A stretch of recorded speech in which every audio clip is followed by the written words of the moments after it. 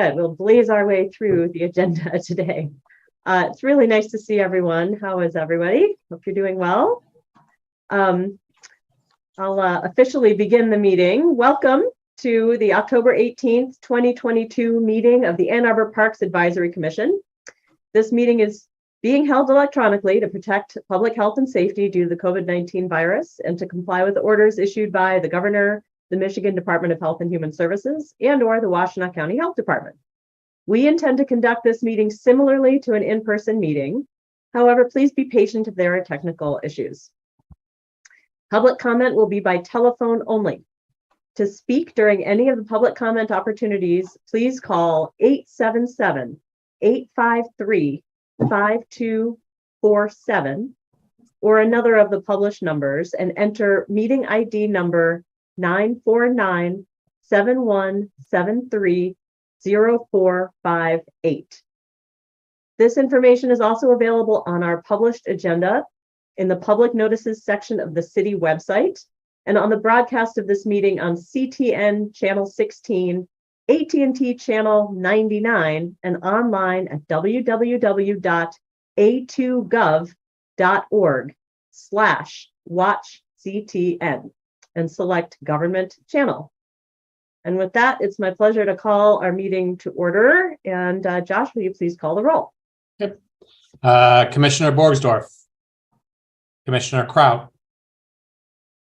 Present from Ann Arbor, Michigan. Commissioner London. Present from Ypsilanti, Michigan. Commissioner Marson. Present in Ann Arbor. Commissioner Montague. Commissioner O'Connell. Present in Ann Arbor. Commissioner Ramaswamy. Present in Ann Arbor. Commissioner Skylas. Present in Muskegon, Michigan. Councilmember Grand. Here in Ann Arbor. Councilmember Briggs. Here in Ann Arbor. You have a quorum. All right, wonderful. Thank you. Moving on to number 3 of our agenda, we have approval of the agenda itself. Do we have any additions or corrections to make today? All right, hearing none, we will go ahead and move on. Next, we have public commentary. There'll be 3 minutes allotted per speaker. Do we have any callers on the line?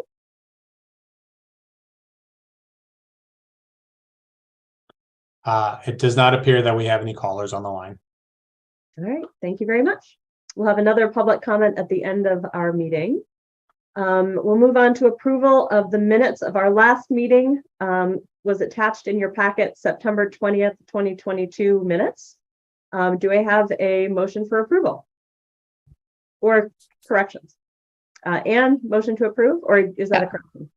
I would move to approve the minutes from the last meeting. Second. Second by Pravina. All right, any further discussion? All right, all in favor, please say aye. Signify with your raised hand. Aye. Great. All opposed, no? Wonderful. The minutes are approved. And now we'll move on to our presentations for today. And I believe the first one is an update on the PROS plan. And I think we have Adam here with us to help us out with that today. Thanks for being here. Yes, thanks for having me. Let me load my presentation here. Awesome.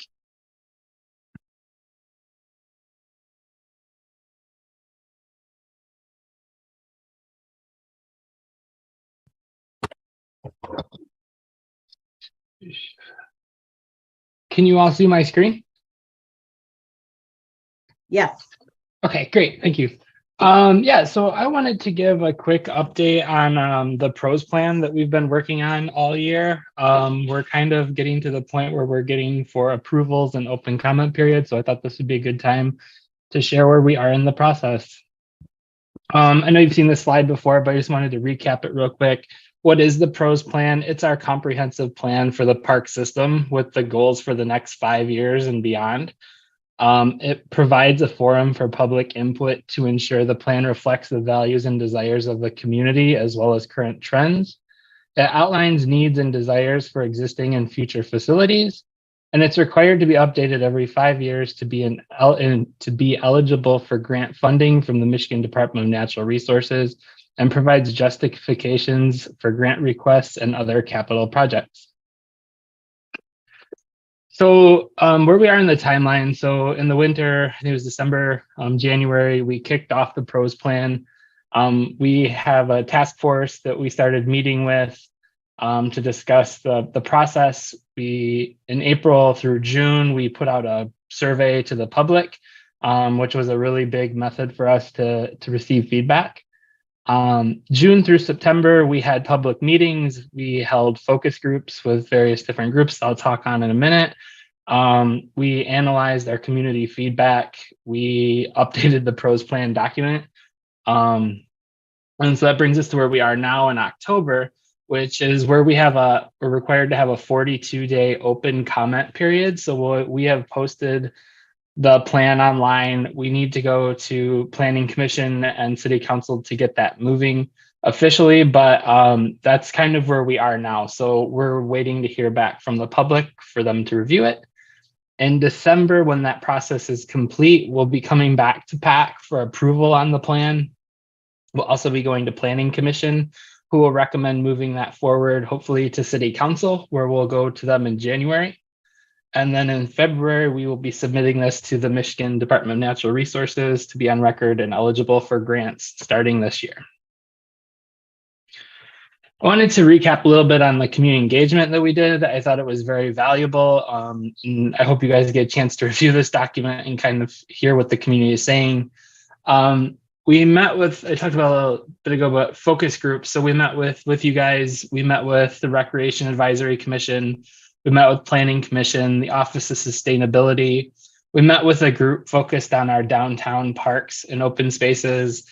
And then we met with a group dedicated towards bike recreation.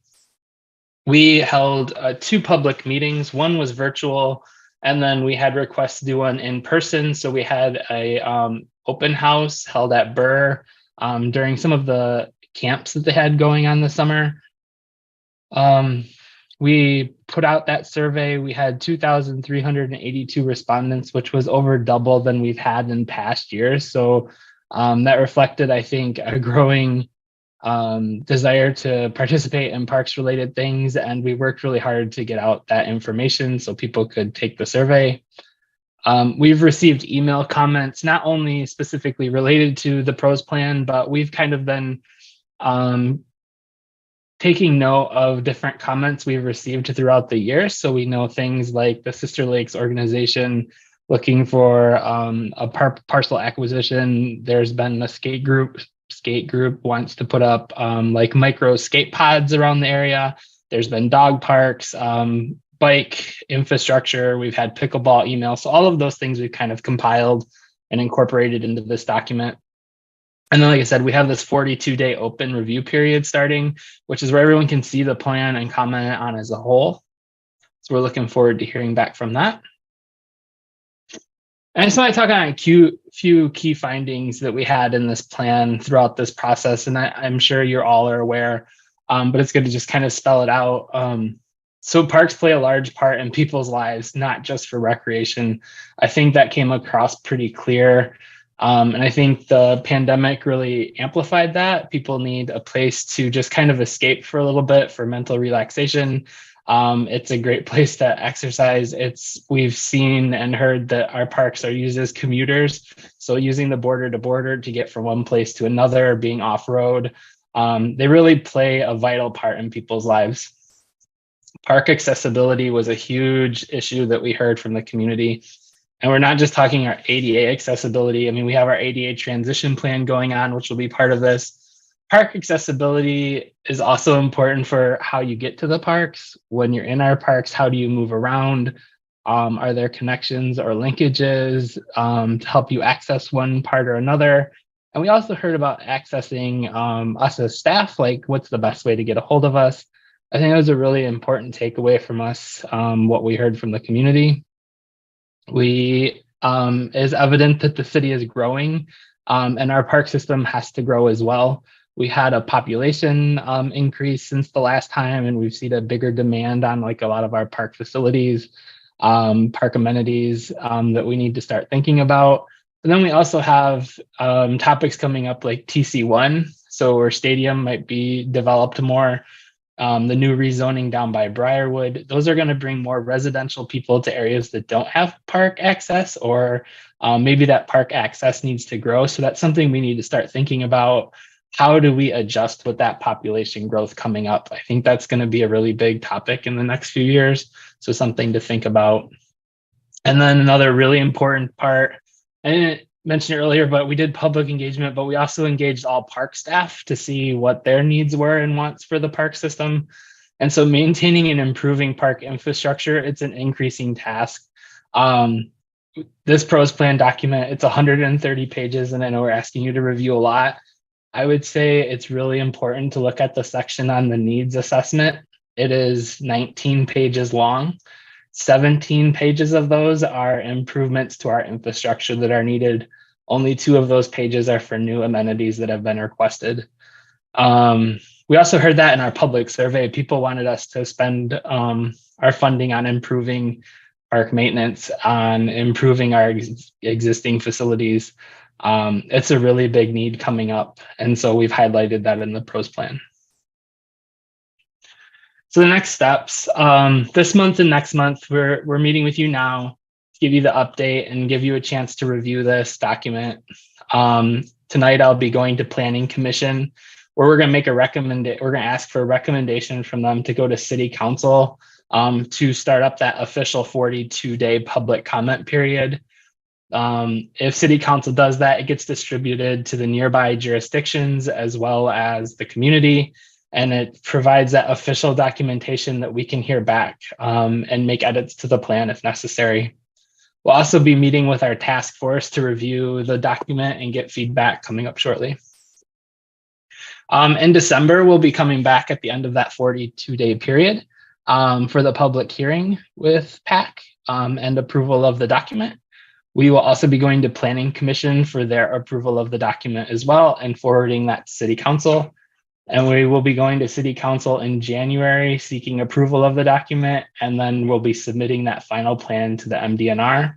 We don't have exact dates on our City Council meetings yet. I'll be meeting with the planners tomorrow to kind of figure out where we go as far as the document's concerned. But that's kind of where we're headed. So with that, thank you for taking the time to listen, and I would be happy to answer any questions you might have.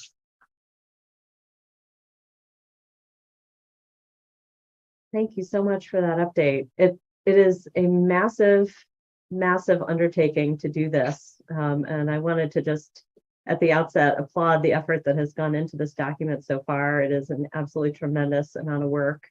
Thank you. And we've really appreciated being part of this process. Thank you.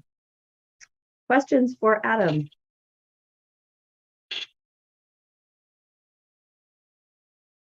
Yeah, Ruth. Adam, is there a way that you would like specific feedback from PAC if we have any, or is that just going to come up at the November meeting and we'll discuss it then? I would be happy to receive emails, but Josh, I don't know the formality of how questions need to be coming. I think for this, I mean, it's a public site. I think that it's a public document. We're looking to get communication. I think that sharing the questions, comments, suggestions with Adam through me, I think is okay. We'll have other opportunities, but because of this being part of PAC, it'll be a little bit different than just the general one. There's also the opportunity to do it through the general one that will be sent out after the Planning Commission. But you're more than welcome to reach out to me, include Adam with any feedback that you have, and Hillary as well. She's not here today because she's got kid duty, but. And we're happy. I know I said we'd come back in December after the review. If there's a desire, I'm happy to come back next month and we can talk about it further if you have more questions. I see Councilmember Briggs. Yeah, I still need to read through the entire document. So, but I appreciate you talking about kind of some of the themes that you heard. But in terms of differences between the last pros plan and this current plan, did you notice any themes in terms of different types of feedback that were being received, or So I wasn't around during the last pros plan, but in just kind of my understanding of the last one and editing this one, I think accessibility is a really big one. And I think, like I mentioned earlier, accessibility has become really large. I think there's also there's a lot more demand on our infrastructure than new amenities being requested. I know last time it was skate park, there was a lot of new things like that. I think this time what we're hearing is that people want us to start spending our resources improving what we have rather than creating new. I think that really came through very strongly. And I would be curious, I mean, I can't go back, but seeing how COVID played an impact on people's lives in parks, I think that is something where people are using our outdoor spaces more than they did in the past. I think it's a fact of what we've been through. So I think that was a big change as well. Yeah. And I'll jump in to add. I mean, I want to commend Adam and Hillary, who did the bulk of this work. Both Adam, Hillary, and myself weren't really involved with the previous one because all three of us weren't quite here at the same time with that. But I would agree. I think that I think that there was a lot of growth ideas in the last pros plan, new things, what can we add to our systems? And I think that, to some extent, there's a focus on this one of this is what we have. How do we make sure that it is working? How do we make sure that we utilize it the way that we want to, and move that forward with it? So I think there were less big ideas to come through. I mean, there's always some of those, but it definitely a resounding thing was let's make sure what we have fits the need and is in good condition moving forward first and foremost. So. And one other thing I'll add is that I think looking as the parks as a means of like thoroughfare getting through the city using the border to border. Last time we had the border to border, we had some greenways. We've spent a lot of time in the last 5 years improving those. And I think people are really receptive of it and want to see more, getting people off street, just kind of using our parks as thoroughfares was kind of standing out to me. Yeah, I think it is really a testament to what we have in the city that that folks want to recognize that and make sure that that we keep things well maintained and improve what we can. Other questions for Adam?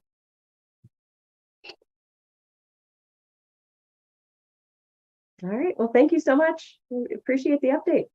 Thank you very much. Just Lauren, before we head on, just please take a moment. We added the final draft very late to the agenda. Some of that was purposefully, but it was also finalizing some things and going through 130 some odd pages is a lot of work. So there was some section missing, but please take some time to look through it. Please think about it. Think about the conversations we've had over the last number of years or months, and please provide feedback. Because it is. We want to have a document that represents the department, this commission, as well as the community and what the needs and wants are. So I look forward to having that feedback. Thanks. All right. Well, I think our next presentation today is from Scott Spooner on Fuller Park trees and a couple of other things with regard to Fuller Park. Thanks, Scott, for joining us. We appreciate it. Yeah, no problem. Can you see my screen? Yes. Okay. So I'm going to talk to you a couple of different things at Fuller Park. The area of Fuller Park that most people are aware of is the area north of Fuller Road where the pool is and the soccer fields are.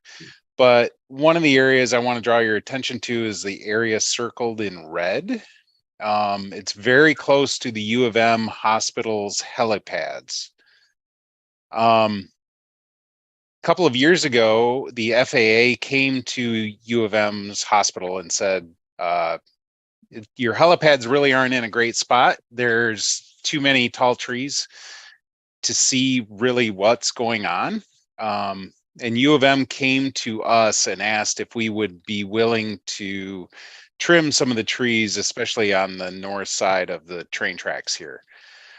I met with the city forester, Tiffany Giacobazi, and the U of M forester out there, and we looked at those trees, and they're actually mostly really tall cottonwoods, which are a kind of weedy, fast growing tree, and not a huge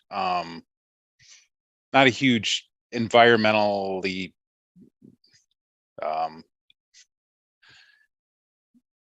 they're not great tree. They're not an oak, they're not a hickory, they're kind of a weed tree. They grow really fast, they grow really tall, and then they kind of break up and fall down. Both the foresters and I agreed that those trees would probably be better to be taken out completely as opposed to trimmed off at 35 feet, where they would then grow and need to be trimmed back in 5 more years. And this area of Fuller Park isn't really used for anything right now because it's kind of just it's trees and brush. And U of M agreed to, if we were to let them do this, they agreed to do the clearing, taking the trees out, and they agreed to reimburse us for canopy loss. They would count the number of trees and add up the diameters of each tree. And there's a formula that we have in the city to calculate how much that is worth. And the U of M hospital would donate that amount of money to the parks with the express use of that money being to put more trees in parks, not necessarily at Fuller Park, but anywhere where we chose to put these trees. So with that being said, we have, there we go. This is the area we're really looking at. The U of M forester drew it out about 160 feet north and 370 feet from the river to what we call Soccer Field 7 for Fuller, which doesn't get used much. And that would be pretty much all cleared out. And we would discuss what we would do with it at that point. Really no maintenance plan for it right now. And that's just a look from Field 7 through that area, and you can see some of the tall cottonwoods. And then the second issue at Fuller has more to do with the Maiden Lane Bridge. This area on the north side of Fuller Road, designated with this red line, they're going to rebuild the bridge at some point in the near future. And in order to do that, they need to relocate some utility lines that run underground. And they need to dig into the west side, the northwest corner of Maiden Lane, and tunnel underneath the road, and it'll come out into the northeast side of Maiden Lane. They're going to be doing that this fall. In order to do that, they're going to have to clear out some trees and shrubs to get access to that area. There's only one tree of any size that's in there, and they have said that once they're done, they will replace it with a similar tree of a smaller size, just one that they can get from a nursery. And then next year, when the bridge project gets going, they would like to stage equipment where the yellow star is on this map. And that would be for most of the summer. They did say that they would that access to walkers along the sidewalks would remain open the whole time. So it's just staging equipment in that area to the southwest. And Scott, you may have said this, but how many trees does that project affect that would be taken out? The first one, or this? No, just this one little utility project here. There's one tree on the northwest side, and Okay. there might be one on the southwest side. Okay. All right, thanks. They're gonna try to remove as little as possible here. Okay, yeah, I think the first project you said was a number of trees, it looked like. So this one, I just wasn't sure. Yeah. And we're not sure how many trees are in there until they actually get in and count them when they're doing it. Thanks, sorry to interrupt. No, I was done. I'm ready for questions. Okay, well, I see Anne has a question right away. Go ahead. So that yellow starred area, that's part of Fuller Park? It is. Yeah, basically everything north of the train tracks through this area to the river is Fuller Park. Oh, okay. I did not realize that. Yeah, it's not a very popular part of the park. So, And as far as those trees were concerned, as part of project number 1, you were saying that those are mostly cottonwood. Yeah. Do you know if there are other trees that are, anything that valuable was anything of significant size was a cottonwood. Okay, and the stated reason was the safety issue and the visibility? Safety with the helipad. Yeah. Gotcha. Oh, I see a number of questions. Larry, go ahead. Yeah, hi, Scott. I'm just wondering, is there any anticipated effect on the river, especially from the first project? As far as Any change at all? no, they wouldn't. I mean, they really are concerned with the trees. So it probably, and what this is going to look like isn't necessarily decided yet, what the end product is going to look like. We could decide to put in grass and mow it. We could decide to let it grow back.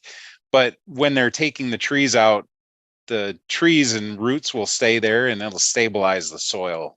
So there won't be any erosion or anything like that. It's really, yeah, no anticipated impact to the river.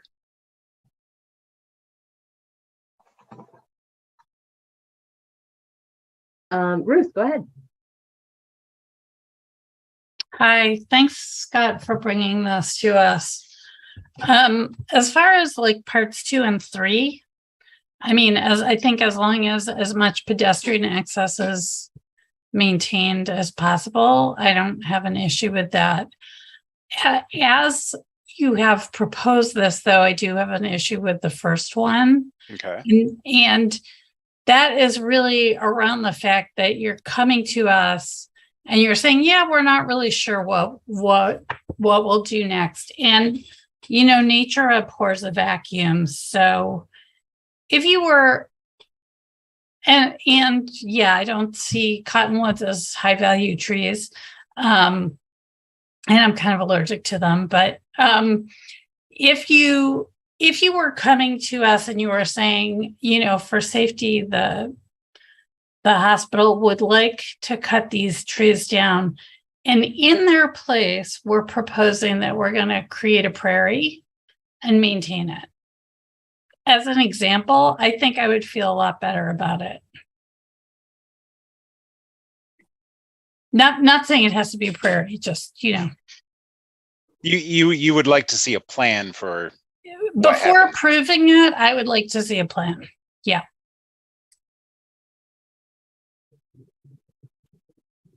And Josh, could you speak to what our process is with regard to this? yeah, I mean, in this one, in regards to maintenance of these trees and the related aside, they're not necessarily looking at this was more of an update because of the sensitive nature of that area. We have various places throughout our parks where we do some tree trimming and tree removal based on the needs of operations and dead trees and different things for safety and various different reasons.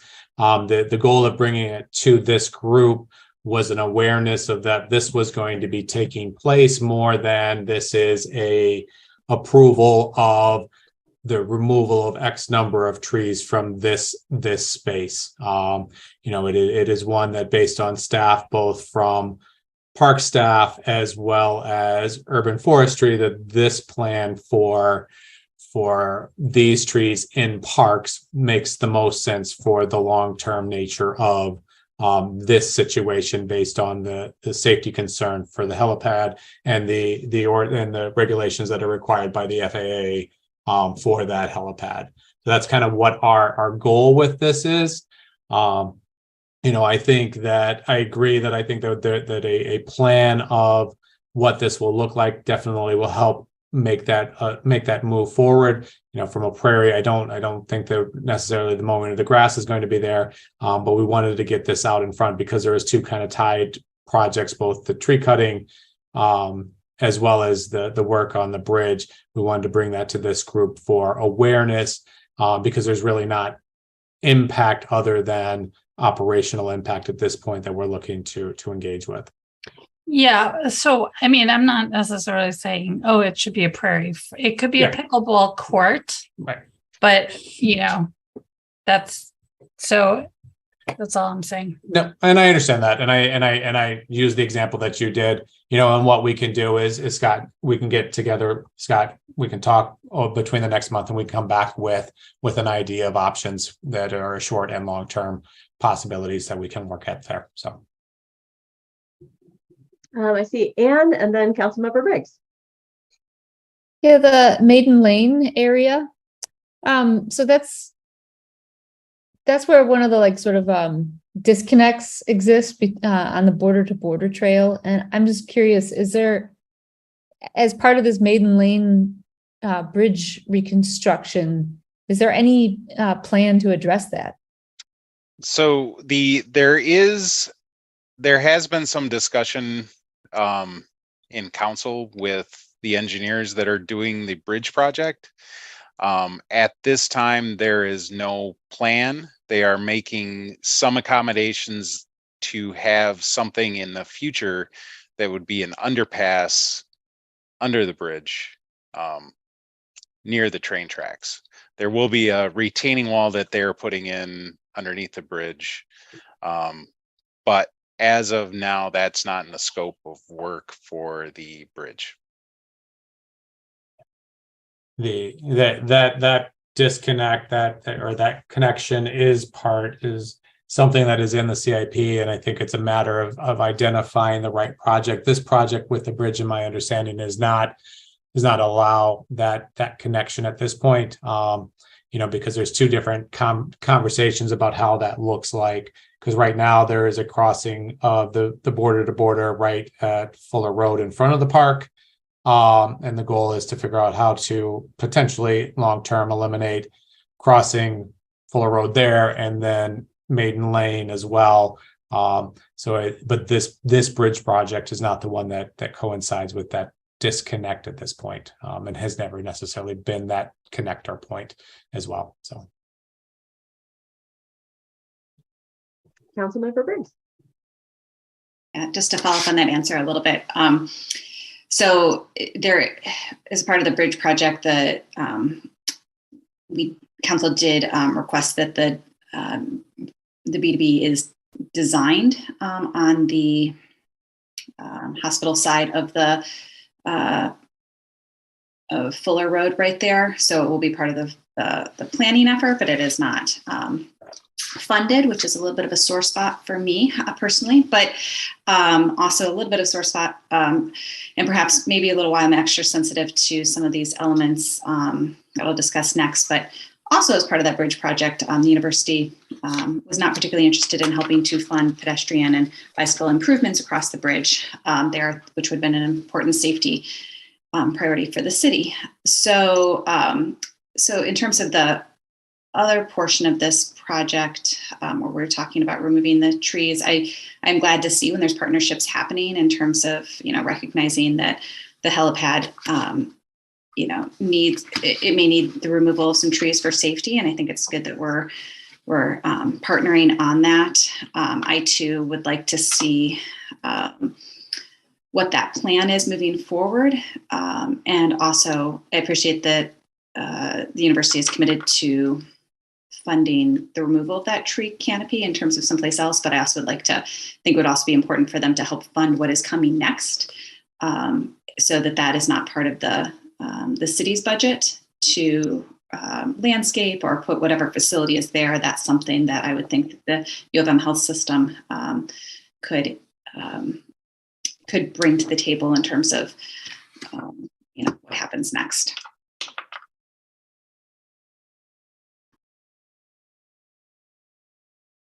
Thanks very much.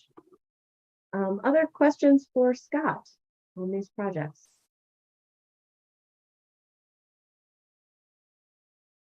All right, Scott, thank you very much for joining us. No problem. Appreciate the update. And then I think we have one more presentation for today, and that is the renaming committee. A couple of us have sat on that committee. I know Ruth and Rachel have both been on that committee. Josh, are you going to do the report here? I think that's the plan. So All right. I'm going to at least attempt to do this, and hopefully everyone that was a part of, oh, hold on. Dual screens, making sure I can see everything. Can you see my my screen? Okay. Yes. So back following the Winchell renaming and a couple other requests, the PAC put together a renaming committee that was myself, Brittany Patton, who was recreation supervisor, Galen Hardy, who is city staff for Office of Sustainability and Innovation, as well as two PAC commissioners, Ruth and Rachel. And over the past about year, we have been meeting off and on monthly to come up with a plan that we have put together for you that was included in the agenda. And this will kind of give the overview of the high level side. The process, once the committee was formed, was to identify other naming policies around the country to see what criteria we could find for scoring, how other places did it, who or what parks were named after in other communities, as well as kind of just some regular community engagement processes. From once we found those from places like Grand Rapids, I believe Boulder, and a number of other communities, we developed a list of pros and cons from each of those policies to determine what we wanted to incorporate it into our process, into our City of Ann Arbor renaming. And then also began to speak kind of broadly about what are the areas of emphasis for us locally. What are the things that we wanted to make sure? How do we want to remain true to the City of Ann Arbor as we put these policies together? Just for that background, the purpose of the policy and for this committee was the naming and renaming of parks may occur for various reasons, including, but not limited to, the acquisition of new parkland, correcting problematic names or terms as updated details emerge, and also addressing unremarkable park names. Just so we're all aware of what an unremarkable park name is. Southeast Area Park in the southeast area of Ann Arbor is not a very remarkable name. It is just a name that is based on a location of where that park is at. The policy procedure would be used to establish a set of standard procedures and guidelines for the naming and renaming of parks. We also included recreational areas and facilities. So the big things that you think about when we think at parks, as renaming ideas come about, we wanted to make sure we incorporated some of those that are owned and operated by the City of Ann Arbor. We wanted to guide some of that name recognition and establish a uniform application. And then also, when we had newly acquired parks or at some point recreation facilities, we want to name them and have an appropriate way to do that as necessary. As we thought about that, we came up with some objectives for this policy. We wanted to make sure that new names or names that were for parks enhance a sense of community within the city. Ensure that parks and recreational areas are easily identified and locatable. Ensure that names given are consistent with the values of the city and the characteristics of the local neighborhood, as well as the City of Ann Arbor as a whole. We wanted to encourage public input to represent the area that that is most affected. And then just also respect and recognize the dedication of lands and or donations by individuals or groups when necessary. So really, we wanted to ensure that as we move forward, we took a dedicated look at the spaces that we had, the names that we had, and it made sense for us to move those forwards. Again, we defined things that could be renamed through this process as the parks, kind of the big picture of it. Buildings and major features could be renamed through this, and they could be in regards to geographical, historical, or ecological features. Some of our current parks are named for the ecological features that are most unique to them. We also have added what is coming more recently is when individuals that have made a significant contribution to our community and or specifically parks or park areas would be another way. Occasionally historical events or places that we would like to give the opportunity to. And then we do have a number of current properties that were named based on donations from individuals or gifts or contributions. And while that is not our goal to do this, it is also a situation where we are aware we want that to be available for us if and necessary in the future. When we thought about the what names should be or what names should be acceptable, we wanted to make sure that these general principles played a factor. There was a historical, cultural, social significance for the generations to come. It was a welcoming or positive image for the community.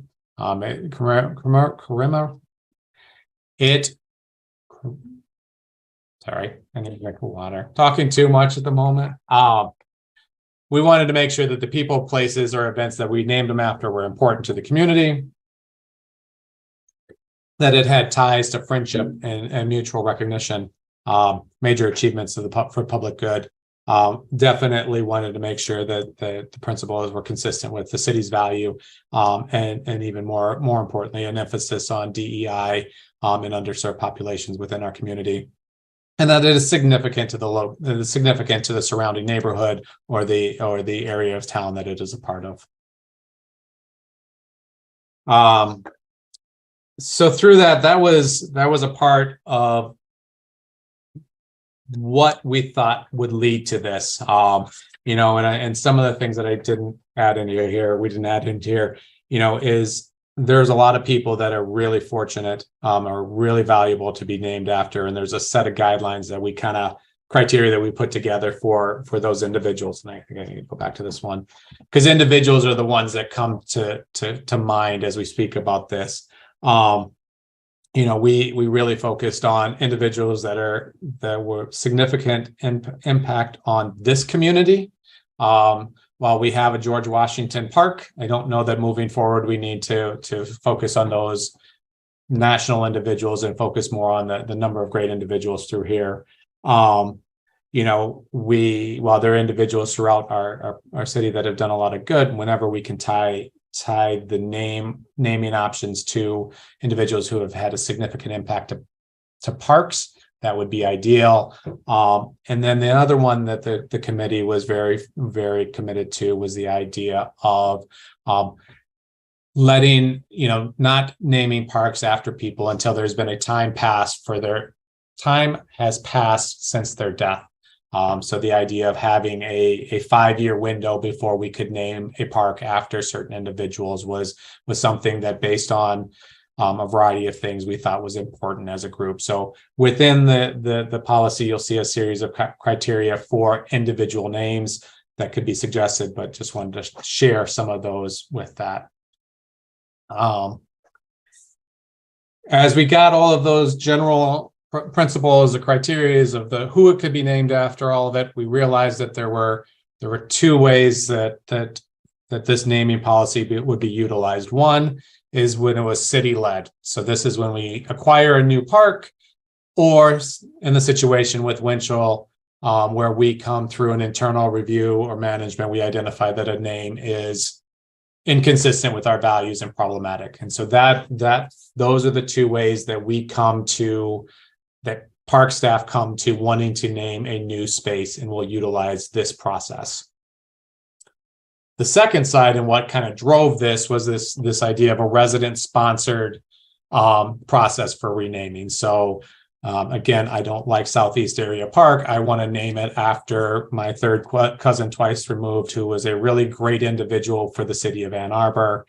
That is process number 2. And for that process, the way that we look at it is residents will have an application. They will state their reason for a name change. We are asking that there is some documentation of community support. So whether it's 25 or I believe 50 signatures supporting that name change, either locally or citywide, depending on the size of park. And then the other part of it is there is a suggested either donation or fundraising effort to support improvements associated with renaming and new maintenance within that park. We ask that gets put together in that application. Once that is put together, city staff will review the renaming request and supported material in regards to the related criteria. If during that period of review, city staff realized that Southeast Area was named for a really bad person, it would become a city process at that point, with support of whatever name was suggested, but it would go from resident. It wouldn't require the fundraising or donation side of it, but it would go into a city-led process at that point.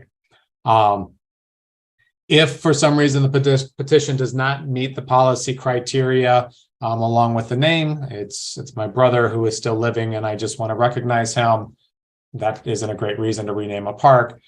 We would send a denial back to the individual the nominator.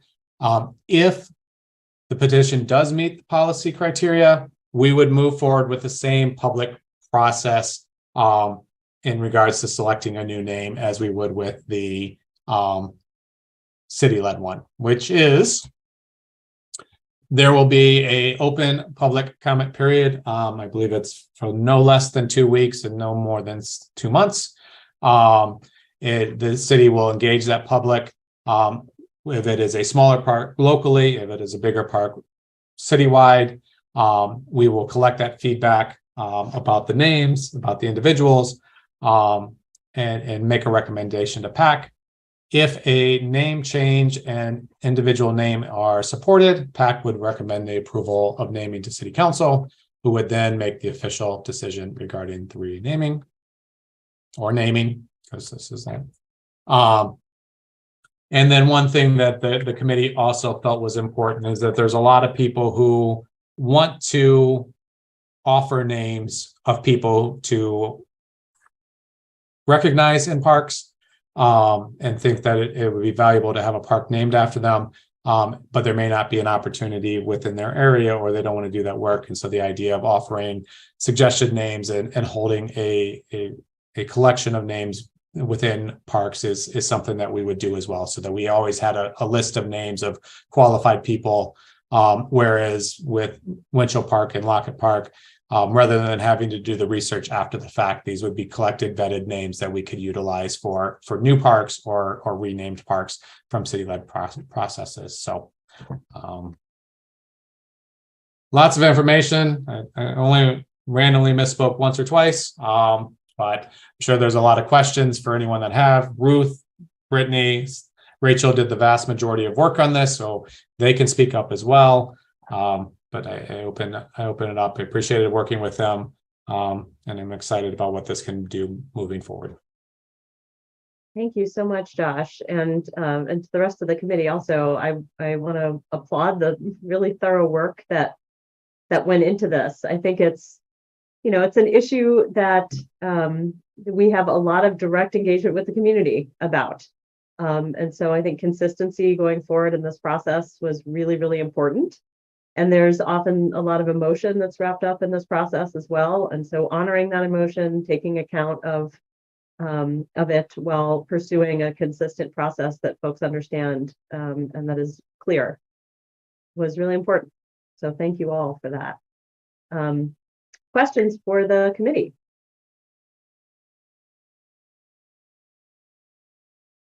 Anne, go ahead. Did you talk at all in your meetings about length of time between renaming a park?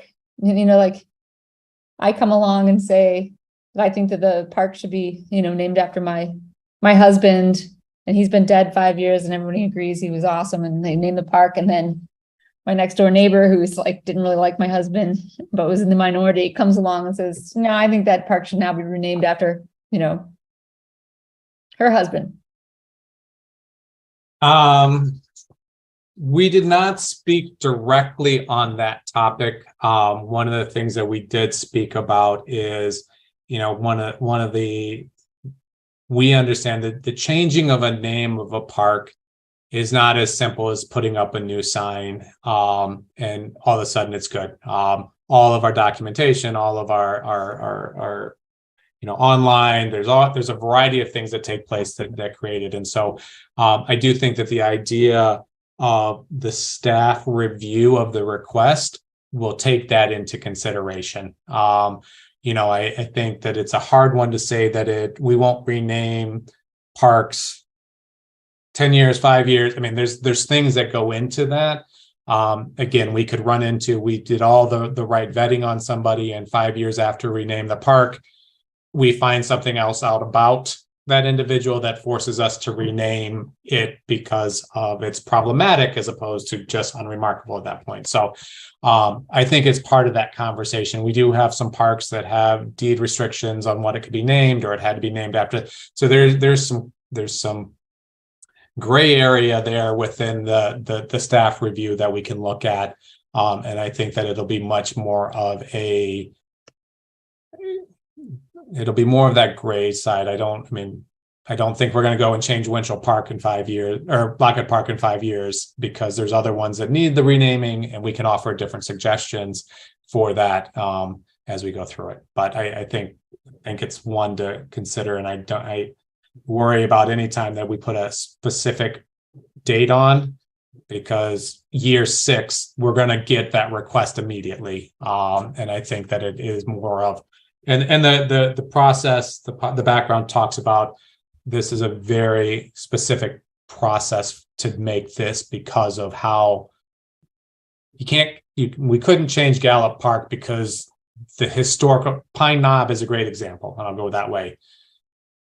It's changed names multiple times, but most people still remember it as Pine Knob. So there's a connection, and we just have to balance all of that as we go through it. So yeah, it does feel like the bar should be relatively high for changing a park name. Councilmember Briggs. Yeah, thanks to everyone for working on this. This is great and such a thorough process, it seems like. Just a couple of questions about maybe cross applicability. And so I was curious around the reasoning around 5 years after somebody dies. I'm sure you know, if you could like briefly talk about why that 5-year mark seemed good. And the reason I'm asking this particularly is there's been a request, I don't know if for those of you who are familiar with Linda Diane Felt, who is a strong non-motorized advocate in the community. And so ideas around naming one of the new bikeway facilities in downtown Ann Arbor after her. And so I'm thinking about my second question is how applicable do you think this process might be if we start thinking about naming, renaming or naming for the first time, transportation facilities in our community? Do you just initial reactions to that idea? Ruth, go ahead. Yeah, so the first thing is I don't think Josh said this, but we went into this, we looked at a lot of I don't even remember the names of the places, but a lot of places have policies already. And so we looked at those. And I think the idea, we had to pick something, and 5 years was common But the idea is we don't want it to be just a flash in the pan. We want it to be people with lasting kind of power. And I think if we think about the renaming of Rose White Park, the suggestion to rename Belize Park with Larry Hunter right when he died. And, you know, so we want to know that these have lasting power.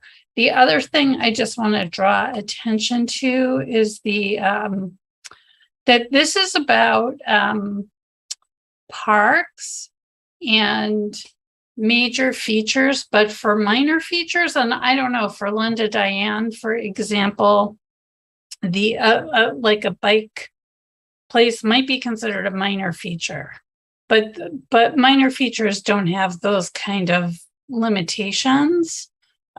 So that's just something to kind of think about. Yeah, and I pulled up the policy, and thank you for Ruth with that. I mean, yeah, we did look at it to see where it was at, what other places were doing, you know, and to back to Ann's part, like this idea of this connection and this longevity of how long these parks name. I mean, we have an awful lot of opportunities to name various things within our parks. And minor features, whether it's a footbridge like we did for Colin, whether there's a rain garden, whether there's, you know, benches, small things. There's a lot of ways that we can do it and do it in a less formal manner. But if we are going to look at changing the name of a park, we want it to be a little bit more of a commitment and a lasting side. And I think that there's always a lot of emotion right after people pass or in the process of it. You know, and I think that this just gives us this opportunity to ensure that as we make that movement moving forward, that there is the thought process behind it. We also have in there, I mean, there's a caveat that there are opportunities to adjust a little bit with council support, or there's opportunities but this is our process. This is our guiding principle for parks when it comes through it, and it gives people that understanding. And we just felt that was a real comfortable way and a number that we thought was the appropriate one. Do I think it can cross paths, cross to other areas? I think a lot of it can. I think we did a lot of vetting with it. I would hope that somebody, just like we stole a lot of stuff from Boulder or Grand Rapids, somebody in the city would look at ours and say, there's a lot of really good things here. We should utilize it as well. So, and Brittany, I know you had your hand up, and I want you to be able to speak as necessary as well. Thanks, Josh. I was also just going to say that aside from, you know, after somebody passes away, there's a lot of emotion that's there right at that time. But the 5 years also allows some time after the person has passed away for their reputation and just, you know, understanding what they were involved with, and, you know, just some reassurance that after, you know, 5 years and a lot of the things were uncovered, that they are the right person to be named after.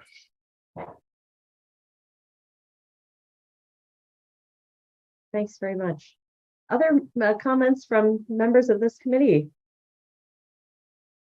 This was a great report. I think the policy is really solid. And of course, as you were indicating, Josh, there's some gray area for further consideration, which I think is certainly necessary and appreciated in processes like this. Yeah.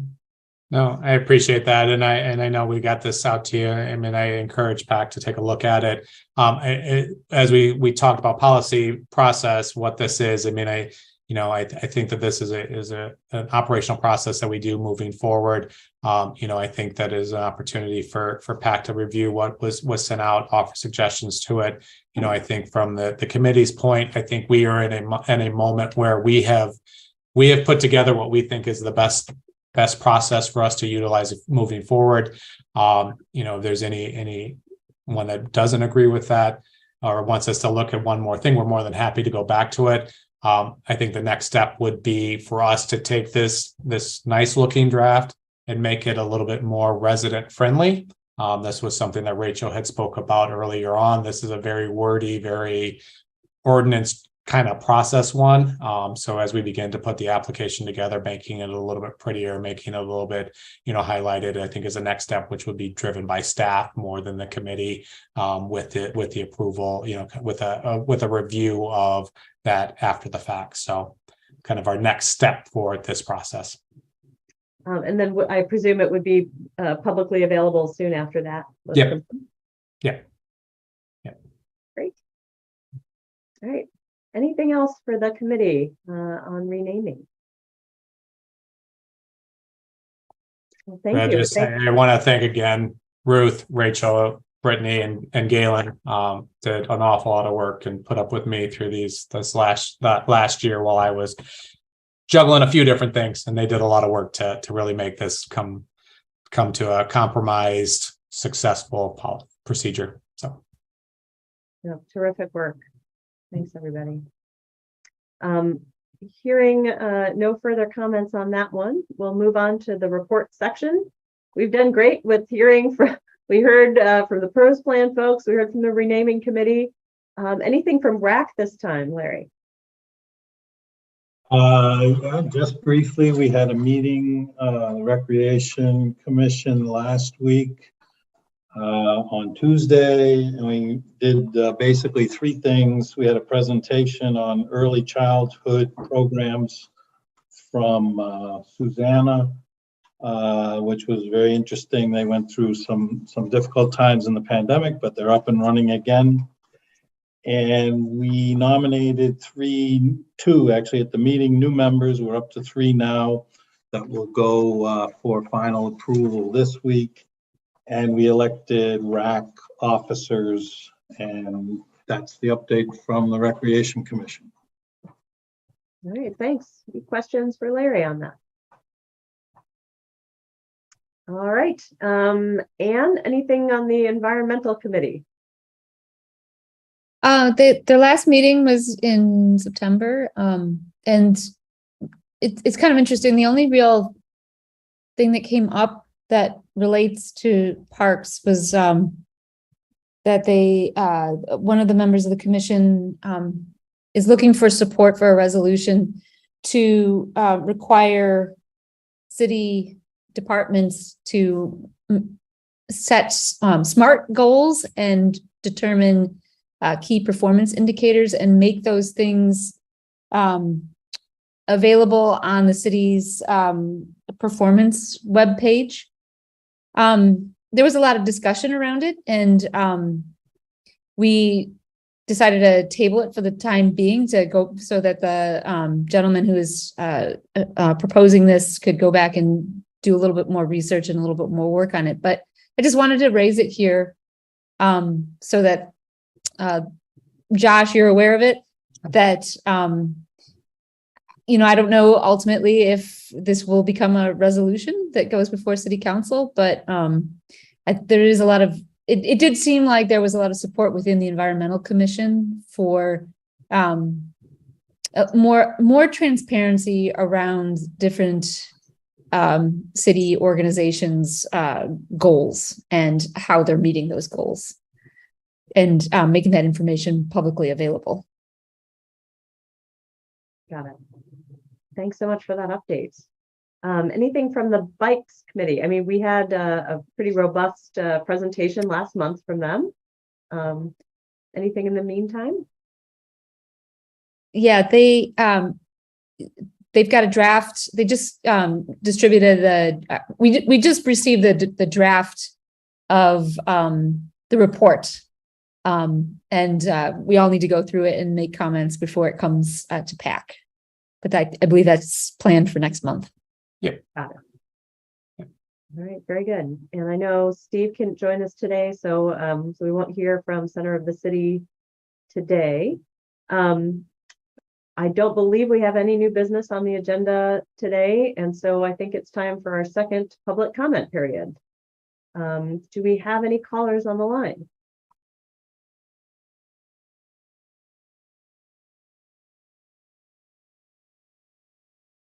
No, sorry.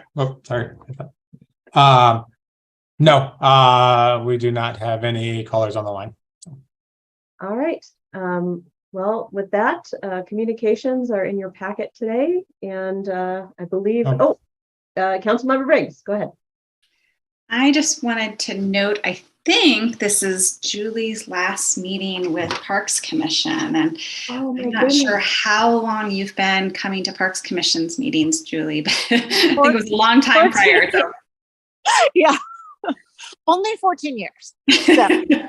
Oh, Julie, we will miss you so much. I had no idea. I'm so sorry. Oh, it's okay. No.